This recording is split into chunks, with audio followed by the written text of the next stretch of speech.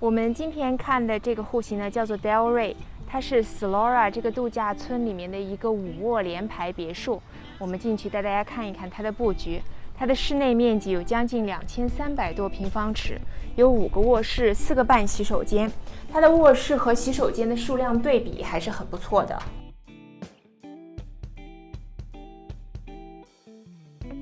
那我们今天看的这个5卧的联排别墅，它是一个把边的户型。一进门的左手呢，就有一个卧室套房的设计。我们先进来看一下。因为是把边的户型，它就有额外的高窗设计，所以整个卧室呢，它不但面积非常大，而且采光是满满的。它这里也有做了一个精致的吊顶设计。我们去看一下这个套房的洗手间。干湿3分离双台下盆。它的这个马桶呢是没有额外的隐私门的。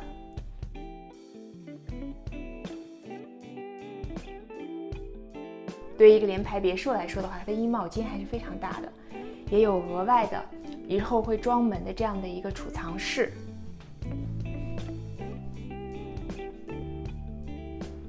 我们再来看一下它卧室的大小。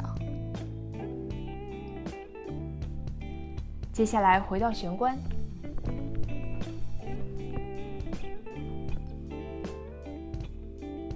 玄关还是蛮正式的，左手就是上2楼的楼梯。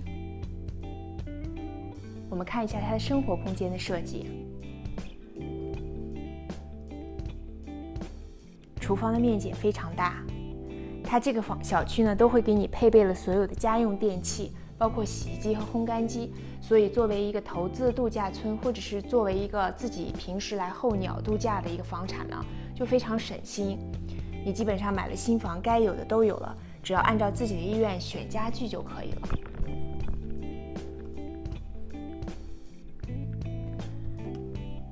在1楼这里，它还有一个半浴，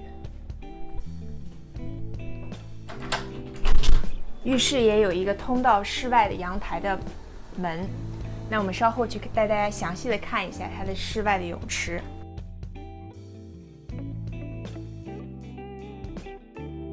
这里也是3扇推拉门。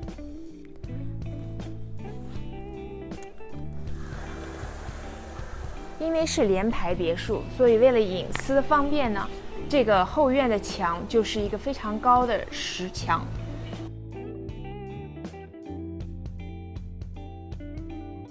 这样即使你和邻居共享一堵墙，但是也有自己的隐私。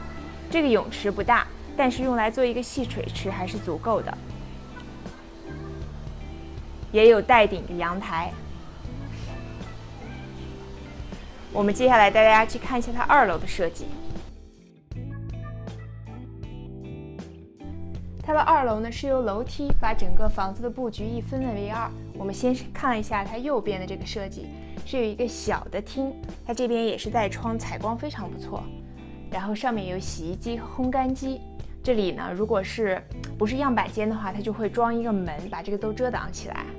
在厅里有一个洗手间。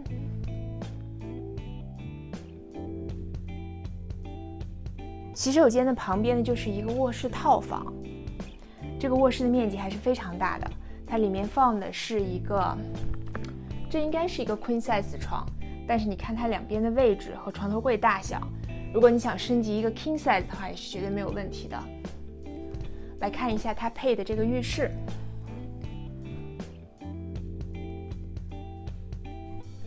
面积也不小。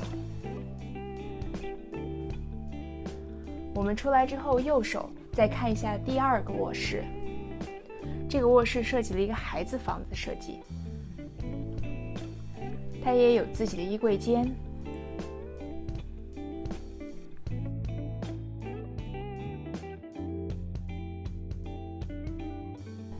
这是一个放热水器的一个工作室。那我们继续往前走，看一下它另外2个卧室的设计。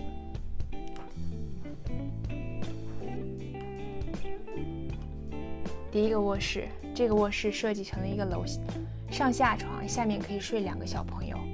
这个下床的面积还是非常大，比我们一般看到的上下床、下床要大很多。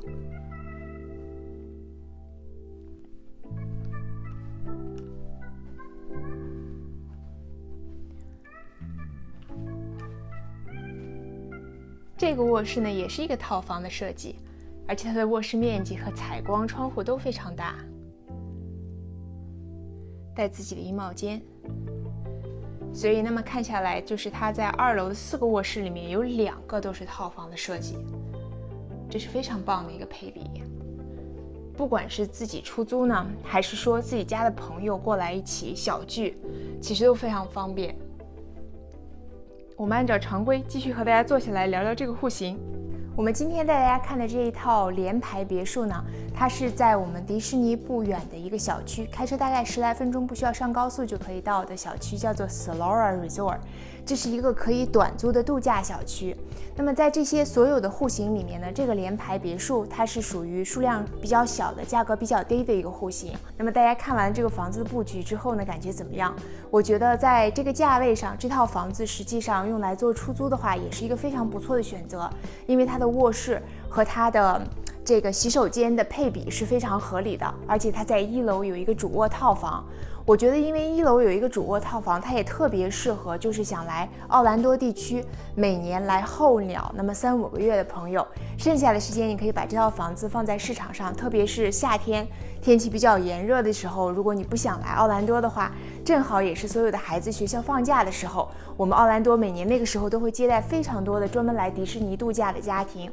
这样子的话，这个房子在你不想住的这段时间，也可以帮你挣租金，实现以租养房的一个目的。那么如果大家比较想了解这个小区的一些情况，比如说它的会所配套、它的航拍以及其他的户型，可以参见我们视频下的简介栏，我有专门给大家罗列相关这个户型的一些数据、我的联系方式，以及这个小区其他的一些房子的一些看房视频。那么如果你对投资这种度假房地产，特别是在疫情的情况下购买这样的度假房地产有一些疑虑或者是问题的话，你可以参见我们的公司上一期专门做了一个视频给大家讲解的一些情况，其中包括大家最关心的一个问题，就是在疫情的情况下，这样的房子有没有漏检。